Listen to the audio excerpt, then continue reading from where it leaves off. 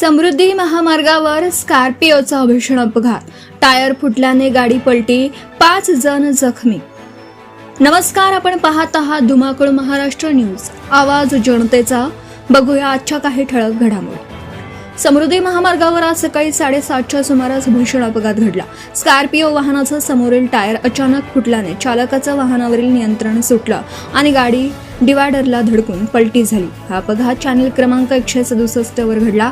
अपघातग्रस्त स्कॉर्पिओ क्रमांक GJ05JO 1353 काशी विश्वनाथ येथून वापी गुजरातकडे निघाली होती. सुदैवाने या दुर्घटनेत कोणतीही जीवितहानी झाली नसली तरी 5 जण किरकोळ जखमी झाले आहेत. जखमींमध्ये शोएब खान वय वर्ष 35, खुशबू निसा शोएब खान वय वर्ष 30, अरमान खान वय वर्ष 12, जिशान खान वय वर्ष 10 आणि याराना खान वय वर्ष 8 यांचा समावेश आहे.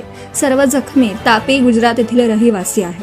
अपघाताची माहिती मिळता समृद्धी महामार्गावरील 108 रुग्णवाहिका तात्काळ घटनास्थळी दाखल झाली. पायलट आतिश चव्हाण आणि डॉक्टर निलेश राठोड यांनी जखमींना तात्काळ कारंजा उपजिल्हा रुग्णालयात दाखल केले. तेथे वैद्यकीय अधिकारी सागर मस्के यांनी प्राथमिक उपचार करून पुढील उपचारासाठी त्यांना रेफर केलं. या मदत कार्यादरम्यान विविध रुग्णवाहिकांचे कर्मचारी आणि आरोग्य कर्मचारी उपस्थित होते. धुमाकूळ महाराष्ट्र न्यूज, आरिफ पोपटे, कारंजा.